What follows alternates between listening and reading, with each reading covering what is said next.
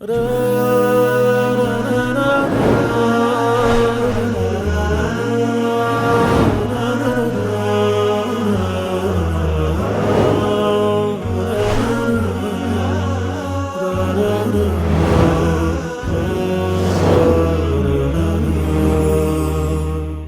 محرم ور بإسلام ياللون بوطع بتنقرون እንዲሁም በርካታ ሙስሊሞች የአሹራን ቀን ሰብሰብ ብለው በተለያዩ ዒባዳዎች ሲያሳልፉት ይታያል። ይሄስ እንዴት ይታያል ይላል። አንዲት ሴት ልጅ ናትና እናቷ በልጅ ያለች ነው የሞተችባት። የሰፈር ሰው ነው ያሳደጋት። ብዙም ሰው አጥብቷታል፣ ብዙ እናቶች አጥብተዋታልና አሁን እቺ ሴት ኒቃብ ነው የምትለብሰው። ለነዚህ ሰዎች መገለጥ ትችላለች ወይ ላጠቧት ይላል። ልጆች ከወለድን በኋላ ከባለቤቴ ጋር ተፋታን እና ወንድ ልጃችን አባቱም አረዳው ሲል እና ከሱም ጋር ሲጣላ መከላከያ ገባና በዛው ሞተ። አሁን አባቱ የልጅን ካሳ ብር ፈልጋለሁ ብሎ ማመልከቻ አስገብቷል። እና ይሄ እንዴት ይታያል? ያላሳደገው ልጅ ብሩን መውሰድ እንዴት ይታያል ትላለች። ቁርአን እየቀራሁ ብር እቀበላለሁና አይቻልም አሉ። ይሄ ነገር እንዴት ይታያል ይላል። ሴት በመጧ ሰዓት ሲጠናባት ወላሂ ላልወልድ ደግሜ ብላ ብትምል ከፋራ ይኖርባታል ወይ ይላል። ጁሙዓ ሶላት ላይ እንዴት ብለን ነው የምንነይተው ይላል። የቄራ ድርጅት በሬ የሚታረደው በማሽን ነው። ይህን ነገር መብላት ሐላል ይሆናል ወይ ይላል። ከዚህ በፊትም ተጠይቋል። ቄራን በተመለከተ በተሰማራሁበት የስራ ዘርፍ ላይ ዱንያዊ ምክራችሁን ፈልጋለሁኝ። ስራዬ የወንዶች ጸጉር ባለሙያ ነኝና ጸጉር አበላልጦ መቁረጥ ሐራም ነው ይላሉ። ይሄ አባባል እንዴት ይታያል ይላል። بسم الله الرحمن الرحيم الحمد لله صلى الله وسلم على رسول الله وعلى آله وصحبه ومن والاه وديت كبراتو يا سنة تلفزيون يا تيكو برنامج تكتتبتاችን ነው። ተይኮ ፕሮግራማችን እንደተለመደው አሁን ወደ እናንተ መድረሱን ይጀምራል። እስከ ፕሮግራማችን ፍጻሜ ድረስ አብራችሁን ቆዩ። መልካም ቆይታ ይሁንላችሁ ኢንሻአላህ። ሰላም አለይኩም ወአለይኩም ሰላም ወራህመቱላህ ወበረካቱሁ። አልহামዱሊላህ እንዴት ናችሁ? አልহামዱሊላህ መርሐባ ኢንሻአላህ። ለዛሬ የተለያዩ ጥያቄዎች አሉ እናቀርባቸዋለን። ወደ መጀመሪያው ጥያቄ ስናልፍ ወሩ ሙሐረም ከዛ ጋር የተያያዘ ጥያቄ ነው ጠየቀን በ0987 መጨረሻው 55 ሰላም አለይኩም የሙሐረም ወር በኢስላም ያለውን ቦታ ብትነግሩን። እንዲሁም በርካታ ሙስሊሞች የአሹራን ቀን ሰብሰብ ብለው በተለያዩ ዒባዳዎች ሲያሳልፉት ይታያል። ይሄስ እንዴት ይታያል ይላል። بسم الله الرحمن الرحيم الحمد لله رب العالمين والصلاة والسلام على سيدنا محمد وعلى آله وصحبه الطيبين الطاهرين ومن تبعهم بإحسان إلى يوم الدين. أما بعد فأسأل الله تعالى أن يوفقنا لما يحبه ويرضاه ويرزقنا حسن النية إنه على كل شيء قدير. يا شهر الله المحرم من أشهر الحرم وسط كم يمدبوا بتكتاتي كمدوت ذو القعدة ذو الحجة محرم نزي عندهم دمو تنطلا متገኘዋ ረጀብ እነዚህ ወራቶች أشهر الحرم ይባላሉ።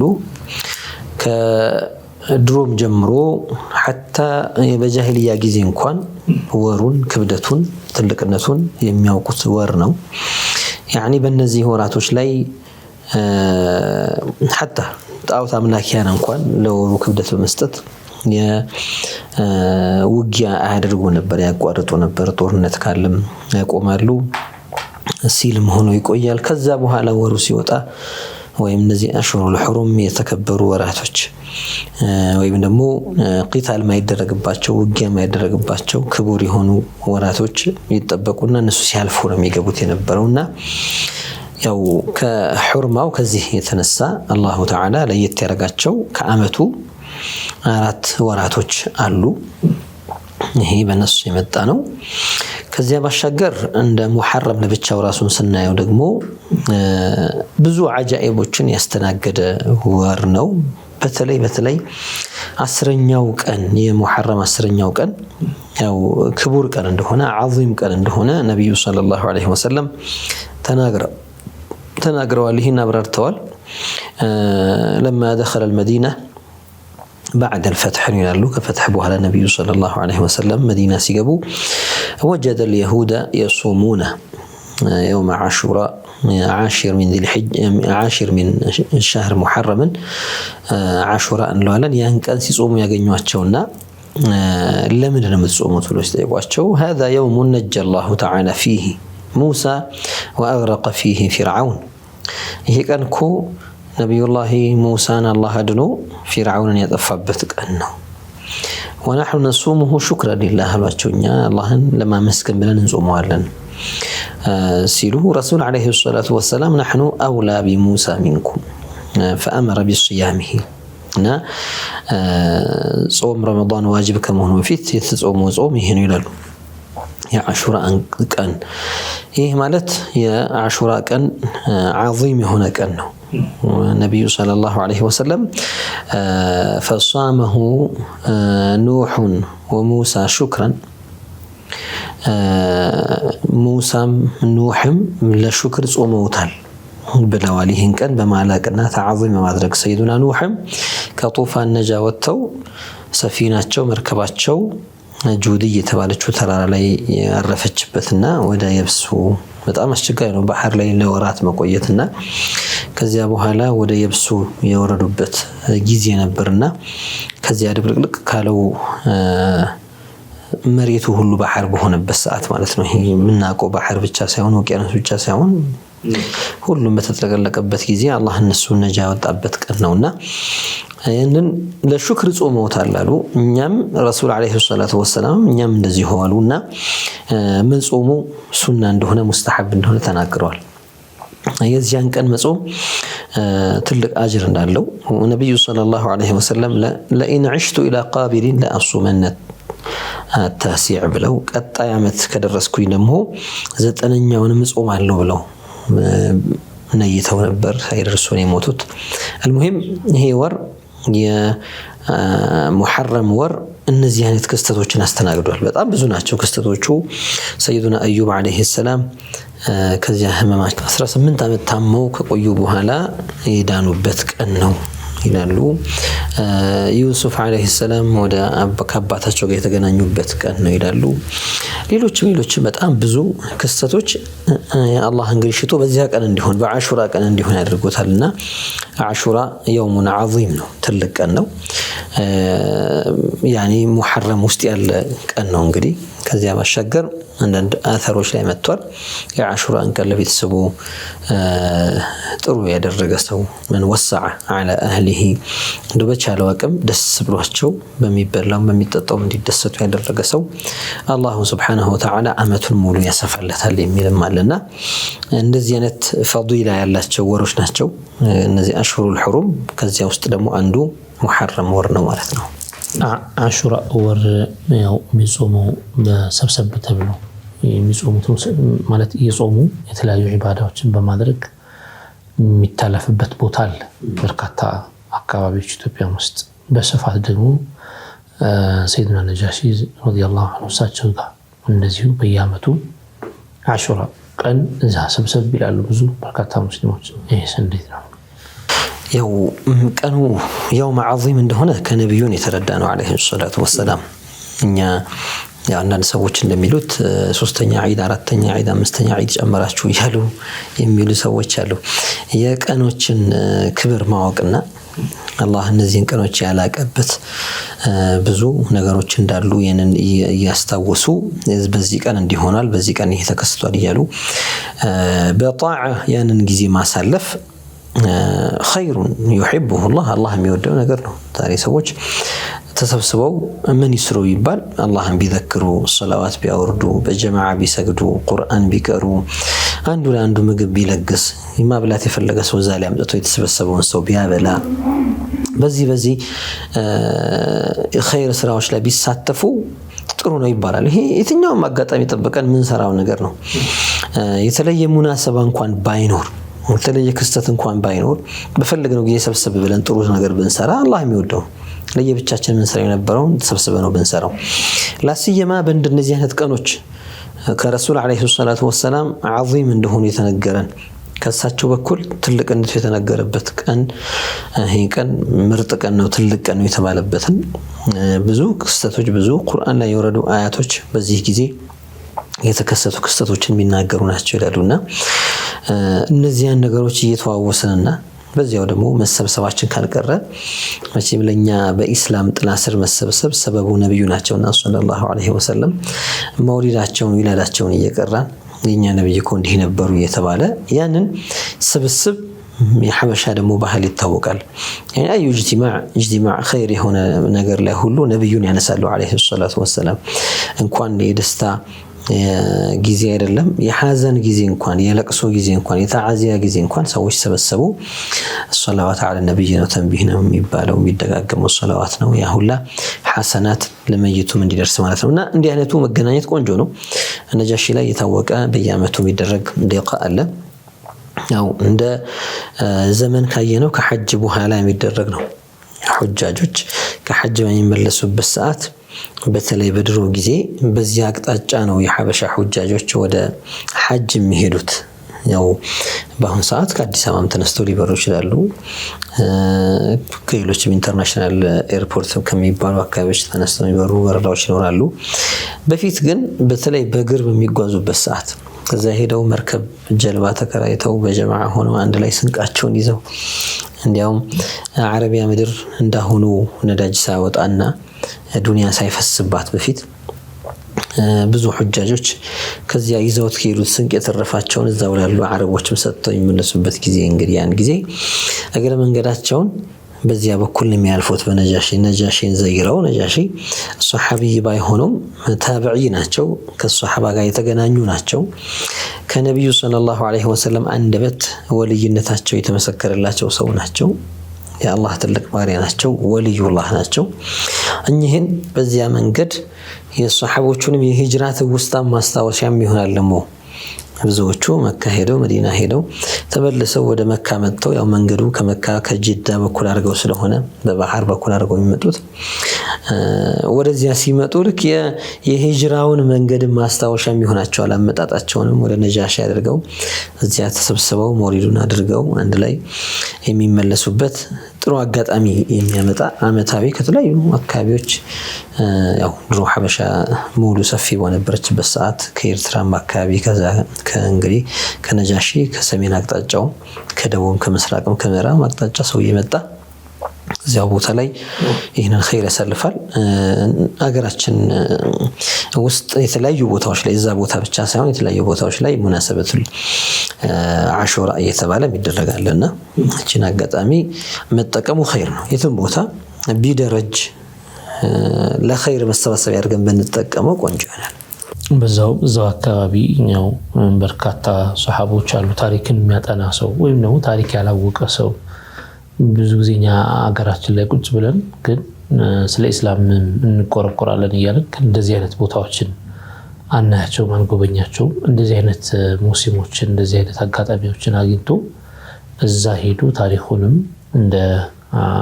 እንደ አበሻዊ እንደ ኢትዮጵያዊ ሄዱ አጋጣሚውን ተጠቅሞ መምጣቱ በጣም አስፈላጊ ነገር ነው ማለት ነው በሽክ ይሄ አሁን ብዙ ሰው ስለ ነጃሺ እንኳን ቢጠየቅ ብዙ ማዕሉማቱ የለውም አለ በተለይ አዲሱ ትውልድ ከዚህ ነገር እንዲቆረጥና ይሄ ነገር እንዲተው እየተደረገ ያለ ትውልድ ማለት ነውና ይሄንን ሐበሻ ዳሩል ሂጅረተይን እንደሆነች የምናረጋግጥበት ያኺ እዚሁ አንተ ሀገር ውስጥ ኢላ ፓስፖርት ሳያስፈልግ ቪዛ ሳያስፈልግ ሄደህ መጎብኘት የምትችለው ትልቅ ቅርስ ትልቅ ታሪካዊ ቦታ ታሪካዊ ሲባል ሌሎች ይሄ የፈሳድ ሰዎች የጥመት ሰዎች የምናምን የኩፋሮች ታሪክ ሳይሆን የእስልምና ታሪክ ሐበሻ ላይ መዲነቱል ሙነወራ ሱሐቦች ሂጅራ ሳያደርጉ በፊት ሐበሻ ነው እስላምን ይዘው የመጡት يعني ሙስሊሞች ነው የመጡት ወደኛ ሀገር ነውና ይሄ ቦታ እንደው ቀብሮቻቸው ያሉ ሱሐቦች እንዳሉ ይነገራል እነዚያን ሄደው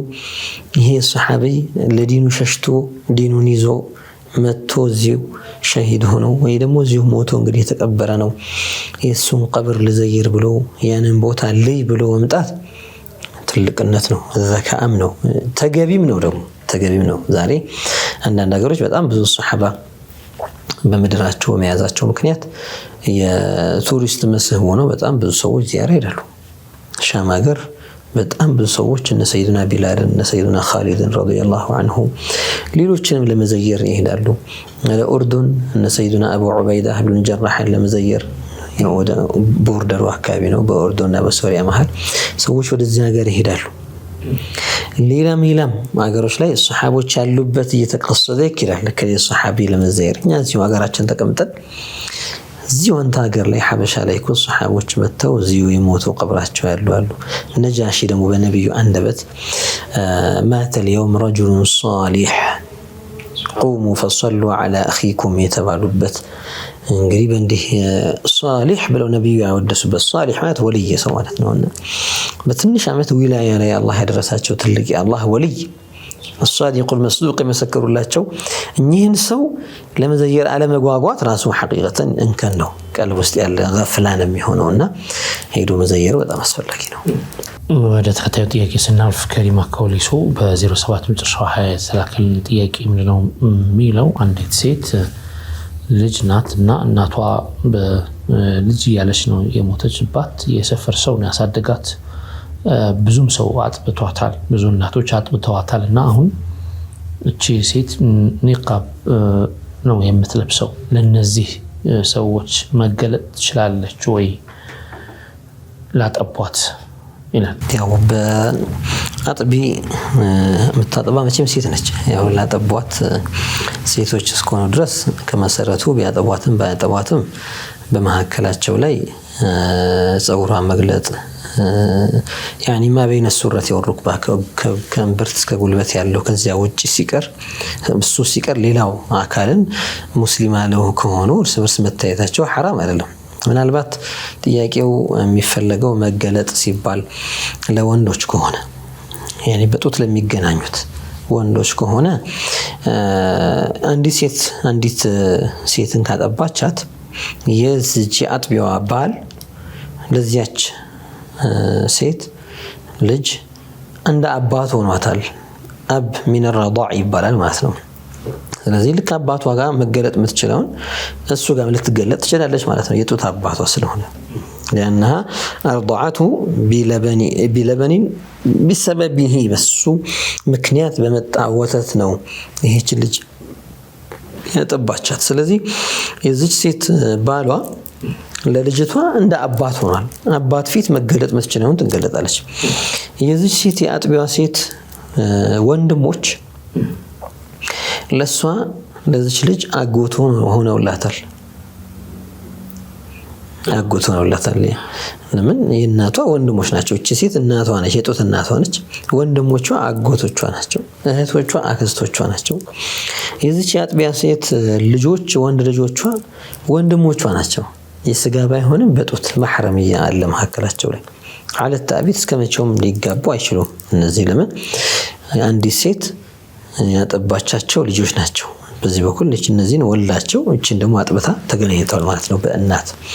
ስለዚህ በእናቷ በኩል ያሉ ዘመዶች የእናቷ ወገኖች የጡት እናቷ ወገኖች ለሷ ልክ እናቷን በስጋ እናቷ ቦታ ተስቀምጣትና ወንድም የእናቴ የወለደችኝ እናቴ ወንድሞች ምን ናቸው? አጎቶች ናቸው።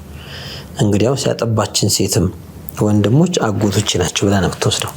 وهكذا በዚህ መልኩ يحرم من النسب ما يحرم من الرضاع ما يحرم من النسب ለው ዑለማዎች በጣም ጥቂት የሆኑ መስአላዎችን ያወጣሉ።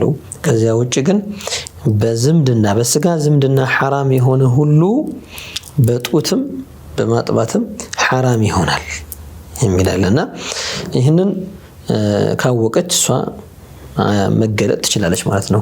አሁን እኛ የምናወራው መገለጥ የሚለው ፊትን ስለማሳየት አይደለም። ፊትን ማሳየት ሴት ልጅ ፊቷን ለአጅነቢ ሰውን ብታሳየው حرام አይደለም። ኢላ ያ ሰውዬ በስሜት የሚያያት ከሆነ በሐራም እይታ ስለሚሆን ወንጀል ላይ ትወድቃለች። እሷም ሆን ብላ ከገለጠችለት ወይም ካሳየችው እንደዛ እንደሚያደርግ ያኔ እሱ ነው ወንጀል ላይ የሚወድቀው። እሷ ላታውቅ ትችላለች፣ የልቡን አላህ ነው የሚያውቀውና ሐራም እንደሚፈልግ እያወቀች ከተባበረችው በወንጀል ተባባሪ ትሆናለች። ያኔ ሆን ብላ ብትሄድ ለምሳሌ ለመታየት ብላ ብትሄድ እሱ በሐራም እንደሚፈልጋት ታውቃ። ከዚያ ውጪ ግን ባለው በየትኛውም አጅነቢ ሰው ፊቷን ቢያት መዳፏን ቢያት الوجه والكفان ليس عورة ሁለት መዳፎች እጆችና ፊት የሴት ልጅ አውረት አይደለም እና መገለጥ ሚለው ለመገደብ ያክል ነው። ሷኒ ቀብት ለብሳለች ምን ነገር ስላለ ጸጉር መገለጥ ከሆነ ወይ በስጋ ዝምድና የቅርብ ዘመዶች ወንድሞችሽ አባትሽ አያቶችሽ አጎቶችሽ አባትሽ አጎት የእናትሽ አጎት እነዚህ ልጆችሽ እነዚህ ካልሆነ በስተቀር ያጎት ልጅ አክስት ልጅ እንኳን መካር መክፈት አይቻልም በስጋ ዝምድና። አሊያም ደግሞ በጡት የተዛመደቻቸው የጡት ወንድሞች የሆኑት የጡት አባቷ የሆነ በጡት አጎቶች የሆኑላት በጡት የወንድም ልጆች የሆኑላት የእህት ልጆች የሆኑላት ያው ይሄዳል በዛው ልክና እነዚያ ከሆኑ አውረቷን እነሱ ፊት ያኔ አጅነብይ ዘንድ ማትገልጠው ለነሱ ልትገልጥ ትችላለች ማለት ነው። ከእምብርት እስከ ጉልበት ያለው ግን መሸፈን ግድ ይሆናል። ተመልካቾቻችን እየተከታተላችሁ የምትገኙ ጠይቁ ፕሮግራማችንን ነው። አሁን የእረፍት ሰዓታችን ላይ ደርሰናል። ካፍታ ቆይታ በኋላ ተመልሰን እንገናኛለን። ጠብቁን ኢንሻአላህ።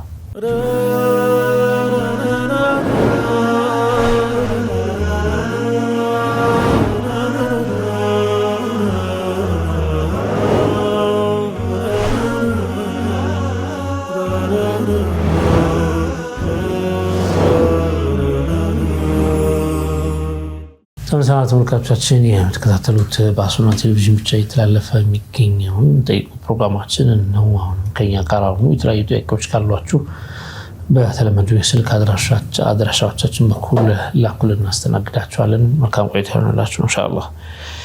በ0901 መጨረሻው 22 የተላከልን ጥያቄ ምንድነው የሚለው ልጆች ከወለድን በኋላ ከባለቤቴ ጋር ተፋታን እና ወንድ ልጃችን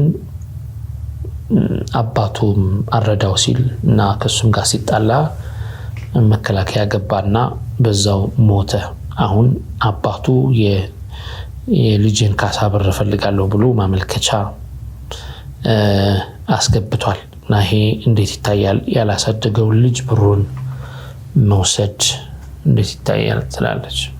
በመጀመሪያ እንደ ያው ካሳ የሚባለው በሸሪዓ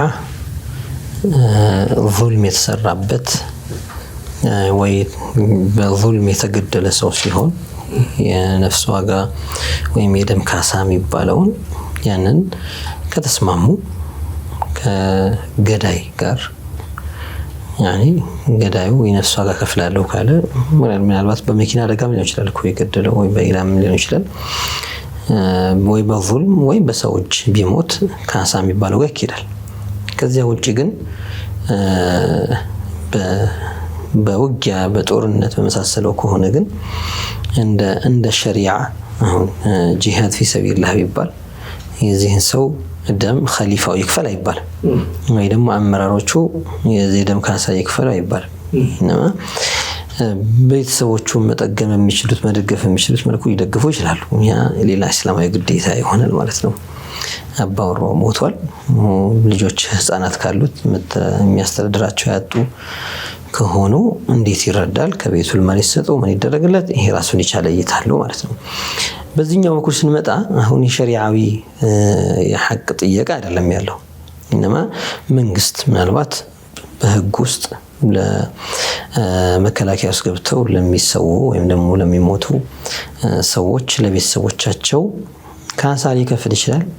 አሊያም ደግሞ በየጊዜው ጡረታ የሚባለውን ነገር ወይ ደግሞ ለአሪፍ ነገሮች እኔ በደንብ አላቃቸው ከመንግስት በኩል የሚሰጥ ድጎማ ወይ ደግሞ ቤተሰባቸውን አጥተዋልና በስጦታ መልክም ቢሆን የሚሰጥ ነገር ሊሆን ይችላል።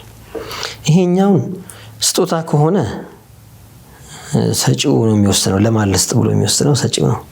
ለአባትየው ልስጥ ወይ ለእናትየው ልስጥ የሚለው ሰጪው የሚወስነው ነገር ነው። ከዛ ውጪ ባለው ግን ይሄ የሰውየው የዚህ ልጅ ሐቅ ነውና ዋጅቡ ለከሌ መሰጠቱ ነው። ላሳደገው አባት ሳይሆን ላሳደገችው እናት ነው የሚሰጠው። እንዲህ የሚል ግዴታ የለም ከመሰረቱ። ለምንድነው? ከሸሪዓ በኩል የሚመጣ ዋጅብ የሆነ ጥያቄም ስላልሆነ ይሄ ዱንያዊ ዓለማዊ ህጎች ሰዎች ያስቀመጡት ህጎች ላይ ያለ ነገር ስለሆነ ማለት ነው። ስለዚህ በእናት በኩል እሷ ያኒ ሐላል ይሆንልኛል ብላ የምታስብ ከሆነ የሚሰጡኝ በስጦታ መልክ ነው ብላ የምታስብ ከሆነ من المال الضائع ነው አብዛኛው ሁኩማ ጋር የሚኖረው መንግስት ጋር የሚኖረው ገንዘብ ማል ضائع ይባላል በእስላም ሁክሙ። ሙጠር ያልሆነ ሰው አይወስደው። ለምን? አብዛኛው ከሪባ ከታክስ ከመሳሰሉት የሚሰበሰብ ነገር ስለሚሆን ሰውየው ሙጠር የሆነ ጊዜ ለዚያ ነገር ቢሓጃ ሲሆን ይወስዳል። አለዚያ ግን አይወስደው። ስለዚህ ይሄ እንደ ደሞዝ ሰርቶ የላበህ ተብሎ የሚከፈለው ነገርም አይደለምና እንዲህ አይነት ነገሮች ላይ እኔ ሐቅ አለኝ ይገባኛል ምትል ከሆነ ጠይቃ ቢሰጣትና አንቺ ነሽ ያሳደግሽው ወይም ደግሞ ላንቺ ነው የሚገባው ብለው ቢሰጧት እነሱ ሰጧት ነው የሚባለው። አሁን ውርስ ከተባለ ሸሪዓ ላይ ውርስ ለእናንተና አይሰጥም፣ ለእናንተና ይሰጣል። ለእናንተና ደግሞ የሚሰጣቸው ለወንድ مثلا የሴቷን እጥፍ ይሰጣታል። ምክንያቱም እንዲህ ነገሮች ይላሉ። ለእናት ይሄን ያክል ይሰጣል፣ ለአባት ይሄን ያክል ይሰጣል ተብሎ ተቀምጧል።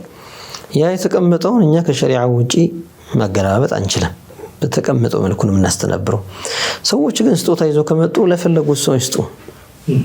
ያኔ እስላም ልክ ስላደረገው ይስጡታን ነገር ለሀብታም ይስጥ፣ ለደሃ ይስጥ፣ ላሳደገው ይስጥ፣ ላላሳደገው ይስጥ። እንዲህ አይነት ሸሪዓ ያثبتለት ሐቅ ተብሎ የሚመጣና የሚቀበለው ነገር ስላልሆነ እነሱ በተስማሙት መልኩ ሊያረጉት ይችላሉ ማለት ነውና በእናት በኩል እኔ ልጄን ያሳደኩት እኔ ነኝ እሱ ጥሎት ሄዷልና ይሄ ሐቅ ላይ ነው የሚገባው የሚለው ነገር ስጦታ ስለሆነ እንደ ሸሪዓ ይሄን ያርግ ብለን እኛ መቀበል አለብሽ መክሰስ አለብሽ አንላትም። በራሷ ፍላጎት ሄዳ ከመንግስት ጋር የምትጠየቀው ነገር ካላት ሙስተሂቃን ብላ የምትጠየቅ ሆነ ነገር ግን ሰውየውን ጎድታ ሳይሆን ከሳ ወይም ደግሞ ለእስር ለምናምን ዳርጋ ሳይሆን ወደ እሷን በኩል የሚመጣበትን መንገድ መጠየቅ ያኒ ሐቅ ካላት ልትጠየቅ ትችላለች ማለት ነው። በ0908 መጨረሻው 38 የመጣልን ጥያቄ ሁለት ጥያቄዎች ናቸው። የመጀመሪያው ጥያቄ ቁርአን እየቀራሁ ብር እቀበላለሁና አይቻልም አሉ። ይሄ ነገር እንዴት ይታያል ይላል። ቁርአን መቅራት ከአላህ ሰዋብ የሚጠበቅበት ነገር ነው። ቁርአን መቅራት ያኒ ከአላህ አጅር የሚፈልግበት ስራ እንጂ ከሌላ ሰው ምን ደሞዝ ምንቀበልበት ነገር አይደለም። ማስቀራት ከሆነ ግን ማስተማር ከሆነ ዑለማው ጃኢዝ አድርገዋል። ሰው ዒልምን ቁርአንንም ይሁን ሌሎችንም ነገሮች አስተምሮ ኡጅራ ተቃዲ ቢያደርግበት ይቻላል። ምናን አንዳንድ ዑለማዎች እንደው ተገቢ አይደለም ያሉ ቢኖሩ ማለት ነው ለቁርአን አስቀርቶ ገንዘብ መቀበል ተገቢ አይደለም ያሉ ቢኖሩ፣ ነገር ግን ሌሎች ደግሞ ብዙዎቹ ደግሞ ጃኢዝ ነው። ይሄ ኡጅራ ሊስማማ ይችላል። ለዚያ ነው ሷሐ አን የኩነ መህረን በመህርነት ነብዩ ሰለላሁ ዐለይሂ ወሰለም ዘወጅቱከ ቢማ መዐከ ሚነል ቁርአን አንተ በሐፈዝከውና አንተ ጋር በያዝከው ቁርአን ይሄን ልታስቀራት እሱን መህር አድርጌ አጋብቻለሁ ብለውታል። ይሄ መህርነት ለመህርነት መዋል የቻለ ነገር ስለሆነ ማስተማሩ ማቅራቱ፣ ስለዚህ በኡጅራም ተቃዱ እየከፈሉትን ቢያስተምራቸው ይቻላል ይላሉ። ከዚያ ውጪ ያኒ እኔ ዝም ብሎ በየራሴ ቁርአን ስለቀራሁ ብቻ ገንዘብ ይከፈልህ ይባለው በኡጅራ መልክ አይገባም። ቁርአን መቅራቴ ምናልባት ጠያቂያችን ሩቅያ ከሆነ የፈለገው ሩቅያ ከሆነ ሰዎችን የቀራላቸው ፈውስ ማለት ነው፣ ሸሪዓዊ ህክምና ለምሳሌ ከጂን ከሲሕር አንዳንዱ حتى ቀጥታ يعني حسي يكون በቀጥታ ከሚታዩ ጉዳቶች ከመርዝም ጊንጥ የነከሰውን ሰውዬ አንድ ሱሐቢ ፋቲሃ ቀርቶለት መጀመሪያ ተስማምቶ ማለት ነው አድነዋለሁ ኢንሻአላህ አክመዋለሁ እኔ እናንተ ምን ሰጡናላችሁ ይሄን ያክል በግን ሰጣችኋለን ተብለው ተስማምተው ያ ሱሐቢ ቀርተው ቀርቶለት ድኗል ሰውየው በፋቲሃ። ረሱል አለይሂ ሰላቱ ወሰላም ሲነገራቸው ምን አሳወቀ ይህቺ ፋቲሃ ምንኛ የላቀች ሩቅያ እንደሆነች እንደው ሺፋ እንዳላት እንደው በምን አወካሉ? ይሄ መገረም አይነት ነውና ይሄ ከዚያ በኋላ ከተሰጣችሁ ሻት ውስጥ ወይ ደግሞ ከተሰጣችሁ ውስጥ ስጦታ ውስጥ በደሞዝነት ከተሰጣችሁ ነው ተስማምተው ስለሆነ ያደረጉት አለ ወይ ብለው ነብዩ አለይሂ ሰላቱ ወሰላም ጠየቁ ይላሉ። ሊቀበሉ ይሄን ያደረጉት حتى يبين لهم ويشعرهم انه حلال طيب ነው። ይሄ በዚህ መልኩ የተቀበላችሁት ምን ነገር ማሳያ ነውና ሸሪዓዊ ሩቅያ በማድረግም ዒላጅ አድርጎ ገንዘብ ከተቀበለ ይችላል። አሁን አብዛኛው እናስተውለው ግን አብዛኞቹ ሰዎች የሰው ገንዘብ መብያ አድርገው እየተጠቀሙት ነው። አንዳንዴም ለፈሳድም ማስፋፊያ እየተደረገ ነው። አላህ ይጠብቀን። ያኔ መንካት ማይችለውን እየነካ ሴትን ከአጅነብይ ጋር እየተሻሸ ኸልዋ የሆነ ለብቻ ሶስተኛ ሰው በማያይበት መልኩ የሚታፈር ሶስተኛ ሰው በየለበት ሁለቱ ብቻ ክፍል እየዘጉ እየተቀመጡ ከዚያም የባሰ ወደ ባሱ ሐራሞች የሚያስገቡ ስራዎች ይከሰታሉና ይሄ ጎጂ ነገር ነው። ሰው አላህ መፍራት አለበት። ይሄንን በር አድርጎ ጥፋት እንዳያጠፋ በነገራችን ላይ እኛ ሀገር ብቻ አይደለም ሌሎች ሀገሮች ላይ በጣም አስቀያሚ ወንጀሎች በዚህ በር ገብተው ተሰርተዋልና ያን ጥንቃቄ አድርጎ ቢቻል እንደ ደጋጎቹ እኛ ከመሸይኾች ምን ሰማዋለን ሲመጡ ሊላህ ብለው ነው የሚቀርቡላቸው። አላህ ብለው አይስማሙም አይዋዋሉም። ይሄን ታደርግልኛለህ አይሉ።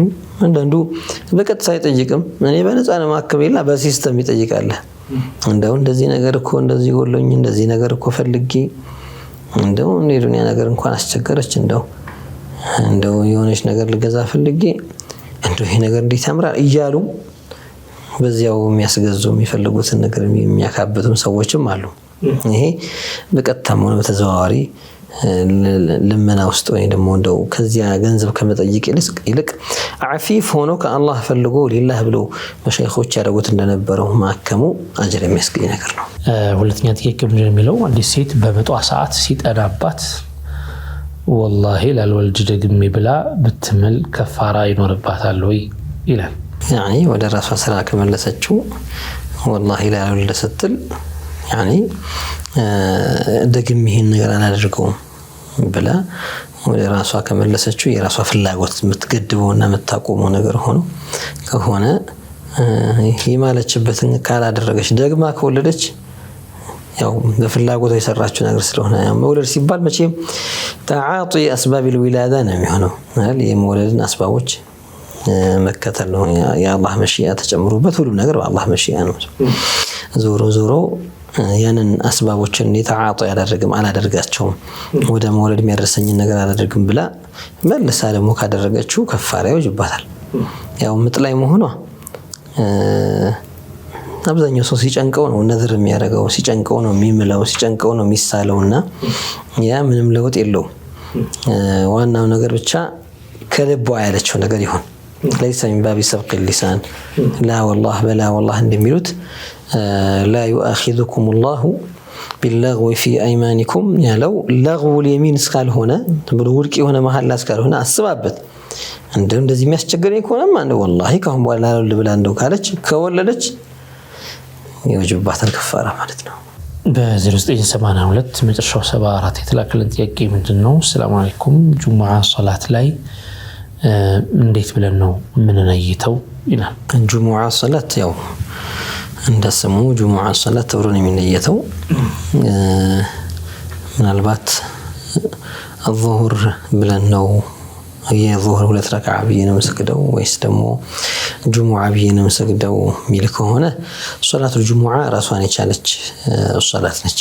በጁሙዓ ቀን 2 ረካዓ የሆነ ሶላት ባለ 2 ረካዓ የሆነ ሶላት የጁሙዓ ሶላት ይባላል። የዙህር ምትክ ነው ወይስ ደግሞ ራሱን የቻለ ሶላት ነው? ወይም ዙህር መቅሱራ የሆነች ያጠረች የሆነች ዙህር ነች ወይስ ሙሉ የሆነች ሶላት ነች ሲባል ብዙዎቹ ሙሉ የሆነች ጁሙዓ ሶላት ነው የምትባለው። ያው በዚያን ቀን ጁሙዓ ሰግዶ ዙህርም አይሰገድም። إلا إذا تبين بطلانها أو شك يعني الصلاة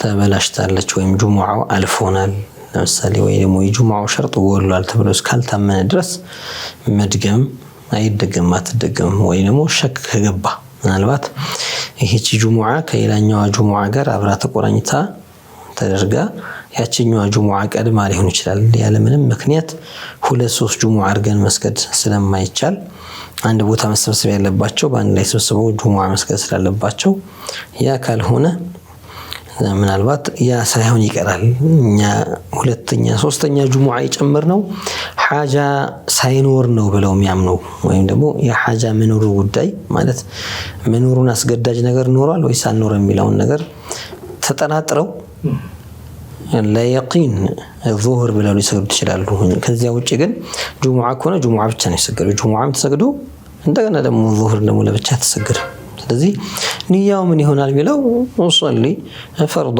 الجمعه فرض الصلاه الجمعه ركعتين يعني አሁን ይሄ የለበ ነገር ነው መሰግደው ጁሙዓ እንደሆነ ማሰብ ስንት ረካዓ ነው ያንን መጥቀሱ ሱና ነው ሁለት ረካዓ ነው የቦስታችን እናቋለን ጁሙዓ ሲሆን ሁለት ረካዓ እንደሆነ ያንን አስበው ይሰገዳል ከዚሁ ጋር ያየዘምን ጠቅሰው ምናልባት አርፍዶ ይመጣ ተሰግዶ ሁለት ረካዓ አልፎት ተሸሁድ ላይ ለምሳሌ ደረሰ ወይም ከሩኩዕ ቀና ካሉ በኋላ ሁለተኛው ረካዓ ላይ ከሩኩዕ ከተነሱ በኋላ ደረሰ ይሄ ሰው ምንድነው በሐቂቃ የሚሰግደው ሲባል በሐቂቃ የሚሰግደው الظهر ነው ነገር ግን የሚነይተው ግን ጁሙዓ እሱ ሲገባ ጁሙዓን ሁለት ረካዓ ሰግዳለሁ ነው የሚነይተው ከዛ በኋላ ግን በትግበራ ደረጃ ግን የሚያደርገው ምንድነው ሲባል يصلي 4 ركعات ስለዚህ ያልነየተውን ሰገደ የሚባለው ይሄ ነው ያልነየተውን እሱ የነየተው ጁሙዓ ሆኖ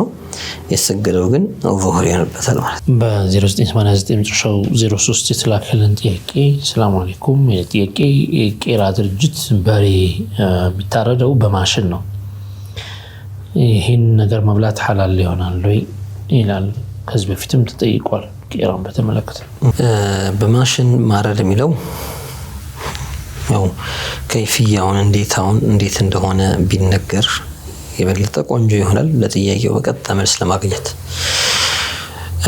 በእኛ በኩል እስከ ተጠየቀን ድረስ ያሉትን ሁኔታዎች በየትኛው መልኩ በየትኛው ሁኔታ ሊታረድ ይችላል የሚለውን ነገር አስቀምጠን በዚህ መልኩ ከሆነ እንደዚህ በዚህ ከሆነ ደግሞ ይሄ ነው ብለን መልስ እንሰጣለን በመጀመሪያ ደረጃ ማሽኑን አራጆ የሚጫንበት ሰዓት ሙስሊም ሆኖ ቢስሚላህ ብሎ መሰለን ሱና ነው ቢስሚላህ ማለቱ አንድ ጊዜ ከተጫነ በአንድ ጊዜ መጫን ማሽኑ በአንድ ላይ ወርዶ የተደረደሩትን ከብቶች 10ም 5ም ከዚያ በላይም ከዛ በታችም ይሁን በአንድ ጊዜ የሚያርድ ከሆነ ስለቱ በአንድ ጊዜ ቁርጥ አድርጎ የሚያወጣ ከሆነ ማለት መቆረጥ ያለበትን አካል የሚቆርጥ ከሆነ የምግብና የውሃ መውረጃ እንዲሁ ደግሞ የአየር መውረጃ የምግብና የውሃ አንድ መስመር ነው የአየር መውረጃ ደግሞ ሌላ መስመር ነው ሌላ ተቦ ነው እነዚህ ሁለቱንም መቆረጥ የሚችል ከሆነ አንድ ጊዜ ከብሳ ባደረገው ሙስሊም ነውና የተጫነው እርዱ ሐላል ይሆናል አስሮች የሚኖሩ በአንድ ላይ ከታረዱ ሐላል ይሆናል በአንድ ላይ ሲባል በአንድ ወቅት እንደማለት ነው ሱሩም እንበልና ምላጭ ያለው ቦታዎች ላይ 5-6 ወይም 10 ቦታዎች ቢኖር እነሱ አንገታቸውን እዛ ላይ ቢያደርጉና ከላይ ሌላ ስለት መጥቶ ከስር ጋር አድርጎ የሚቆርጥ ከሆነ مثلا ወደ ጎን ተደርገው በአንዴ ሲከበስ በአንዴ ሲጫኑት አንድ ላይ መጥቶ 5ቱን 10ን 40ን 100ን ብቻ አቅም እንደንትሩ የሚያርድ ከሆነ ይሄ ሰውዬ ቢስሚላህ ብሎ ነውና የተጫነው ሙስሊም ነውና እርዱ ሐላል ይሆናል የግድ በእጅ መሆኑ ሸርጥ አይደለም ከዚያ ባሻገር ምናልባት ማሽኑ አንዴ ሲጫኑት እየከፈተ እየዘጋ እያረደ ሌላም እንደገና ይገበለታል አሁንም እየመጣ የሚያርድ አሁንም ሌላ ይገበለታል አሁንም እየመጣ የሚያርድ ከሆነ ልክ ማሽኖች አንዳንዴ ፕሬስ ይደረጋሉ የተወሰነ ፈውጅ የተወሰነ ቁጥር ያለው ነገር ይሰራሉ ተመልሶ ደግሞ እንደገና ሁለተኛ መጫንም ሳያስፈልጋቸው ሌላ ደግሞ ቁጥር ያለው ነገር ቆርጠው ይሁን ሰርተው ገጥሞ ያወጣሉ አሁንም እንዲህ ያረጉም ይሰራሉ ይሄን ማረጃ ማሽን ሌሎች እየገቡለት አንድ ጊዜ በመጫኑ ምክንያት እየተመላለሰ የሚያርድ ከሆነ ቢስሚላህ ብለው አንድ ሲጫነው በአንድ ጊዜ ታረዱት ብቻ ናቸው ሐላል የሚሆኑት። በራሱ ጊዜ ማሽኑ እየተመላለሰ ሌላ ከብት እየገባለት የሚያርደው ግን ሐላል አይሆንም። ለምን ሙስሊም ሙከለፍ ይሆን አይደለም እያረደው ያለው አራጁ ይሄ ሰውዬ ነው አይባልም። ይሄ ሰውዬ ያረደውማ አንድ ጊዜ ሲጫነው ማሽኑ ወርዶ ያረዳቸውን እነሱን ሐላል ብለናል። ከዚያ በኋላ እየተመላለሰ በማሽኑ በራሱ ኦፕሬት ያደረገ ምንም ኦፕሬተር ሲያስፈልገው ራሱን እያሰራ እየመጣ ሌሎች ከብቶች እየገቡ እያረደ የሚሄድ ከሆነ እነዚያ ሁለተኛው ፈውጁ ሁለተኛው ሶስተኛው ከዛ በኋላ ያለው ተጠቅላላ ሐላል አይሆን። مرحبا በ0910 መጨረሻው 43 ሰላም አለይኩም እንዴት ናችሁ? በጣም ነው የምንወዳችሁ ቀጥሉበት ጀዛኩሙላሁ ኸይር። በተሰማራሁበት የስራ ዘርፍ ላይ ዲናዊ ምክራችሁን ፈልጋለሁ። ስራዬ የወንዶች ጸጉር ባለሙያ ነኝና ጸጉር አበላልጦ መቁረጥ ሐራም ነው ይላሉ። ይሄ አባባል እንዴት ይታያል ይላል። ጸጉርን አበላልጦ መቁረጥ ብቻውን ሐራም አይባልም። ሰው ባይሆን የተወሰነውን መላጨትና የተወሰነውን ማቆየት ልክ ይሄ ቁንጮ እንደሚባለው በፊት ለህፃኖች ይደረግ ነበር። አብዛኛው ጸጉራቸው ይላጭና ጭንቅላታቸው አናታቸው አካባቢ ብቻ ጸጉር ይተዋል። ከዛ ደግሞ አንዳንድ ኳስ ተጫዋቾችን ሲያዩ ቤቶ ምናምን እየተባለ ደግሞ አንዳንዱ ሌላውን ፓርቲ ልጭና ከላይና ከታች ብቻ እንደ ጭራ የሚመስል ነገር ከኋላ ያስቀሩና ደግሞ ለብቻ የሚያሳድጉላቸውም አሉ። እንደዚህ የተወሰነውን ልጮ የተወሰነው ማስቀረት መክሩህ ነው የሚሉት። እሱም ቢሆን ይተጣላ መክሩህ ነው የሚሉት ቀዛ ይሉታል። እንዲህ አይነቱ የተወሰነ ልጮ ትንሽ ቦታ ላይ ብቻ ጸጉር ማስቀረት ከራሃ ነው፣ መክሩህ ነው፣ የተጠላ ነው የሚሉት። ከዚያ ውጪ ምናልባት አንዳንድ የተለየ አካሄዶችና አኳኋኖች ካሉ ፉሳቆችና ፉጃሮች የሚከተሉበት ካሉ በተሸቡህ እነሱ ለመምሰል በመሞከር ወይም የነሱ አይነት ነገር በማድረግ ወደ ሐራምነት የሚጠጋበት ሁኔታ ሊኖር ይችላል። ያኛው በተለየ መልኩ ያን ሰውዬ ተቅሊድ ለማድረግ ብሎ የካፊር ዓዳ ሆኖ የሚያደርገው ከሆነ ነው። የኩፋሮች ዓዳ ሲሆን ክልክል ስለሚሆን እንደ ጥቅል አለዚያ ሰው ከታች በኩል ያለው ጸጉሩ ትንሽ ብዙም ባይነካበት ወር ላይ ከፍ ያለ ሲመጣ ወይ ነው ከታች በኩል በደንብ እንዲበላ ወር ላይ ከፍ ያለ ሲመጣ ደግሞ ጸጉሩ ትንሽ ከፍ ያለ በደረጃ እንዲሄድ መፈለጉ ብቻውን ይሄ ሐራም ነው አያስብልም። ስለዚህ ቆራጩ ይሄን የሚደረግለት ሰውዬ መክሩህ ነው የተደረገለት ከተባለ ሰሪውም ከራህ ላይ ነው የወደቀው እንጂ ሐራም ላይ ወድቋል አይባልም። ሐራም የሚሆነው ቅድም በጠቀስነው መልኩ ሲሆን ነው። ያው የሚጻፍበት ወንጀል የሚጠይቅበት ምናምን አይደለም። ያኔ የሚጠላ ነገር ተግብሯል ይባላል። የመክሩህ ከሐራም በታች ነው። ሐራም ማለት ነገ የቂያማ ቀን ሊያስቀጣ የሚችል ማለት ነው። መክሩህ ግን በመስራቱ ሰዋብ የለው፣ በመተው ምናልባት ሊላሂ ተዓላ ብሎ ከተው በመስራቱ ቅጣት የለበትም። በመተው ደግሞ ለአላህ ይሄን መክሩህ ትቻለው ካለ ደግሞ አጅር የሚያገኝበት ነገር ነው። መርሐባ ዶክተር፣ ለዛሬ እነዚህ ከሰዓት አንፃር ይወኩና ኢንሻአላህ ቀጣዮቹን ደግሞ በቀጣይ እናቀርባቸዋለን። ጀዛኩሙላህ ኸይር። የተከበራችሁና የተወዳችሁ ተመልካቾቻችን የተከታተላችሁ የነበራችሁ ጥቂት ፕሮግራማችን ይህን ይመስል ነበረ። የተለያዩ ጥያቄዎች ካሏችሁ በተለመዱ የስልክ አድራሻዎቻችን በኩል ላኩልን፣ እናስተናግዳችኋለን።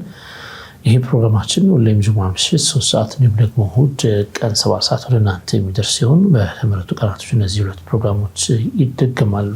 አብራችሁ ስለነበራችሁ በእጅጉ አድርገን በድጋሚ እናመሰግናለን። ሌሎች አሱና ፕሮግራሞች ይቀጥላሉ። እኛ ከወዲሁ እንሰናበታለን። ኢንሻአላህ በቀጣይ እስከምንገናኝ ሰላም አለይኩም ወራህመቱላሂ ወበረካቱሁ።